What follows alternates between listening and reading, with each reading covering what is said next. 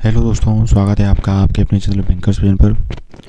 तो आप लोगों को नए वर्ष की हार्दिक शुभकामनाएं। सबसे पहले तो आशा करता हूं कि आप लोगों को आपकी मनचाही जॉब इस वर्ष मिले। कुछ लोगों को आज ही मिल जाएगी। आरआरबी पीओ और आरआरबी असिस्टेंट का आज रिजल्ट आने वाला है। जिनका भी सिलेक्शन हो वो कमेंट सेक्शन में ज़रूर करके बताएं। कमेंट करके बताएं कि उनका सिलेक्शन हुआ है, और आशा करता हूँ कि सभी का सिलेक्शन हुआ होगा जो भी हमारे चैनल से जुड़े हुए हैं। जो नहीं भी जुड़े हैं उनका भी सिलेक्शन हो, और जिनका नहीं हुआ है वो निराश ना हो। ऐसा ना समझें कि साल की शुरुआत बुरी हुई है। स्ट्रगल है, चलता रहता है। एग्ज़ाम आते रहेंगे, देते रहेंगे आप लोग। बस अपनी मेहनत पे ध्यान दीजिएगा। आप मेहनत करते रहेंगे तो कुछ ना कुछ आपको ज़रूर मिल जाएगा, और ज़रूर ही आपको वो इस साल ही मिलेगा। ऐसी कामना के साथ आगे बढ़ते हैं। आप लोगों ने की काफ़ी डिमांड आ रही थी कि सर, मैसेज कर रहे थे आप लोग, सर वो अनुक्रमण फॉर्म है, चलाचल संपत्ति फॉर्म है, चरित्र प्रमाण पत्र वगैरह है, इन सबको कैसे भरना है, क्या करना है। तो उसके बारे में मैंने एक वीडियो ऑलरेडी डाल रखा है, बैंकिंग असिस्टेंट वाला। यदि आपने वो देख लिया होगा तो आपको इसको देखने की ज़रूरत नहीं है। यदि आपने वो नहीं देखा है तो आप इसको देखिएगा। इसमें सारी जानकारी मैंने बनाई है, जो भी चलाचल संपत्ति फॉर्म, चरित्र प्रमाण पत्र, नॉन जुडिशियल है, जो भी किस तरीके से क्या करना है, सबके बारे में थोड़ा थोड़ा जो भी इंपॉर्टेंट है वो मैं बताता जाऊँगा आपको। थोड़ा सा आप देख लीजिएगा, आपके लिए थोड़ी हेल्प हो जाएगी ज्वाइनिंग के टाइम पे। और जिनकी भी ज्वाइनिंग लेटर अभी तक नहीं आए हैं, कॉल नहीं आए हैं, फ़ोन नहीं आया है, तो आप लोग परेशान मत होइए। आप लोगों का भी जल्दी जल्दी मेल या फ़ोन आप लोगों के पास आ जाएंगे, क्योंकि कुछ डीसीजीबी में ऐसा होता है कि जल्दी कर लेते हैं प्रक्रियाएँ, जल्दी चीज़ें हो जाती हैं, जल्दी मीटिंग्स हो जाती हैं। कुछ डीसीजीबी आलस में डले रहते हैं। आराम आराम जो चीज़ें होती हैं, जब बिल्कुल से ऊपर से डरना पड़ता है तब चीज़ों को वो करते हैं। तो थोड़ा सा इंतज़ार कीजिए, आप लोगों के पास भी चीज़ें आ जाएंगी। तो चलिए वीडियो को स्टार्ट करते हैं। सबसे पहले तो अनुप्रमाणन फॉर्म। अनुप्रमाणन फॉर्म होता क्या है? अनुप्रमाणन फॉर्म कुछ नहीं है, अपने बारे में जो भी आपके बारे में जानकारी है, आप कहाँ पढ़े, कहाँ रहे, क्या किया आपने, उन सब की ही जानकारी को अनुप्रमाणन फॉर्म बोलते हैं। इसमें देखिए आप लिखा हुआ है पहले से ही, आप पढ़ेंगे इसको तो असत्य जानकारी। अनुप्रमाणन फॉर्म में असत्य जानकारी देना या किसी तथ्यात्मक जानकारी को छिपाना अनहर्ता मानी जाएगी, और ऐसा करने से उम्मीदवार शासन के अधीन नियोजन के लिए अनुपयुक्त ठहराया जा सकेगा। देखिए, सबसे पहले तो मैं आपसे ये बोलूँगा कि जो भी आपको फॉर्म भरने हैं, कोई जानकारी गलत मत भरिएगा उसमें। जो भी आपकी जानकारी है सही भरिएगा, क्योंकि गलत जानकारी आप भरेंगे तो आप आज तो बच जाएंगे, लेकिन हो सकता है आपकी जानकारी यदि 2 साल बाद किसी को लगती है, कोई आपकी कंप्लेन कर देता है, कोई कुछ चीज़ हो जाती है, तो आपको उस टाइम पे भी नौकरी से निकाला जा सकता है। तो गलत इन्फॉर्मेशन से बचिएगा और कोशिश कीजिएगा जो भी है आपकी सही जानकारी हो। ठीक है, आगे बढ़ते हैं। दूसरा पॉइंट, यदि इस फॉर्म को भरने और भेजने के बाद उम्मीदवार को नजरबंदी या गिरफ्तार किया जाता है या उस पर मुकदमा चला जाता है, ऐसी आई होप ऐसी चीज़ें आपके साथ नहीं हुई होंगी, तो ऐसा कुछ इसमें नहीं है करने के लिए। ठीक है, यही चीज़, ये तीसरा पॉइंट इसमें यही है, कोई चीज़ छुपाई जाती है तो यदि व्यक्ति की सेवा के दौरान किसी भी समय ध्यान में आए तो उसकी सेवाएं समाप्त की जा सकेंगी। तो ये तो मैंने आपको पहले ही बता दिया कि भैया सेवाएं समाप्त हो सकती हैं। अब आगे क्या क्या है इसमें, देखिए सबसे पहले तो आपको कोई नाम वगैरह, वर्तमान पता और घर का पता। वर्तमान पता और घर का पता अलग अलग है तो उनको अलग अलग भरना है। सेम है तो कोई दिक्कत नहीं है, सेम भर देना है उसको।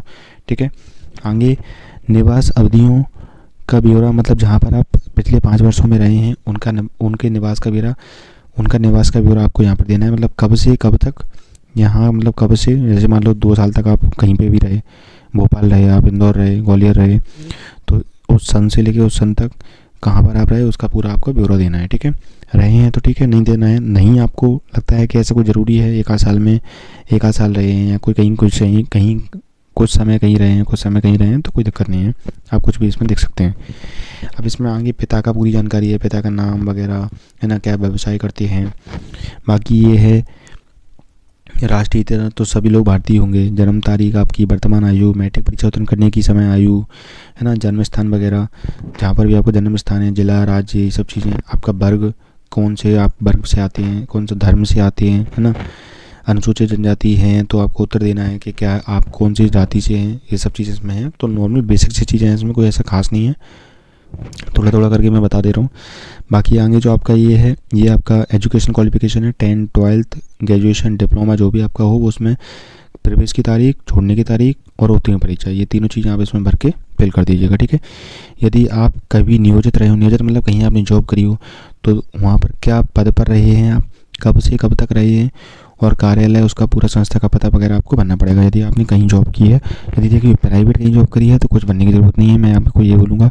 और कहीं गवर्नमेंट की है तो आपने एनओसी वगैरह लगाई होगा, तो आई होप वो आप छोड़ के इसको ज्वाइन करने नहीं आए होंगे। ठीक है, तो प्राइवेट की है तो कोई ज़रूरत नहीं है भरने की, आपको भरना है तो भर सकते हैं, क्यों भरना, फालतू में वेरिफिकेशन चीज़ों के चक्कर में भरना छोड़ सकते हैं आप उसको। ठीक है, आगे वही चीज़ें गिरफ्तार वगैरह किए गए हैं, आप दोषी ठहराए गए हैं, तो उस चीज़ के बारे में जानकारी, ये सब चीज़ें, तो इससे कोई वो नहीं है, ठीक है।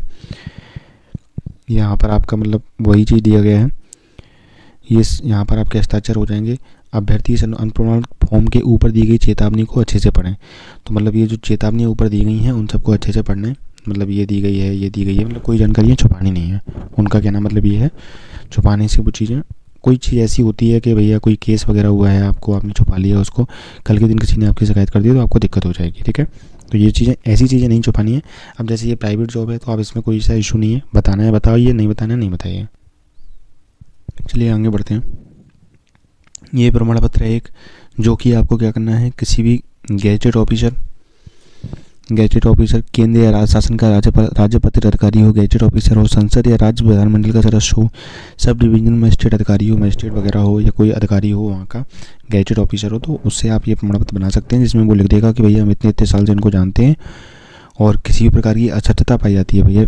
वैसे तो कोई अधिकारी बड़ी मुश्किल से करता है, लेकिन आपका कोई जान पहचान का होगा तो वो कर देगा जो आपको जानता होगा, ठीक है। क्योंकि इसमें एक चीज़ बड़ी ये बेकार जी लिख देते हैं कि भैया कोई गलत निकलती है इनकी कोई जानकारी तो उसके लिए मैं जिम्मेदार हूँगा, तो उनकी भी नोट पर ये चीज़ें आ जाती हैं तो कम करते हैं। मेरा भी नहीं किया था, लेकिन फिर उसके बाद में उन्होंने कर दिया था।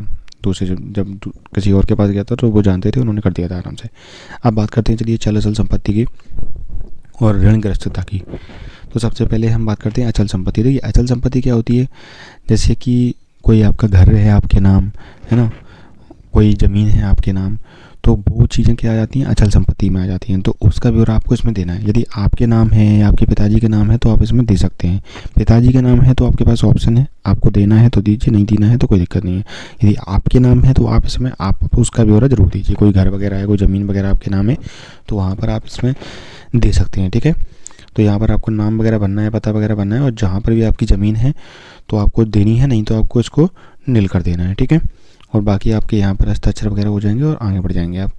चल संपत्ति मतलब कोई कार है आपके नाम, कोई बाइक है आपके नाम, कोई चीज़ ऐसी चीज़ है मतलब जो यूजेबल चीज़ें होती हैं और जो आपके नाम हैं, कहीं ऑफिस में रजिस्टर होती हैं वो चीज़ें, तो वो चीज़ें आपकी किस में आ जाएंगी, चल संपत्ति में आ जाएंगी। तो वही चीज़ें इसमें बननी है, यदि है तो ठीक है, नहीं तो फिर इसको नील कर देंगे, ठीक है। और यहाँ पर आपके साइन हो जाएंगे। अब आती है ऋणग्रस्तता। कोई लोन चल रहा है आपके नाम से तो उसकी जानकारी आपको इसमें देनी है।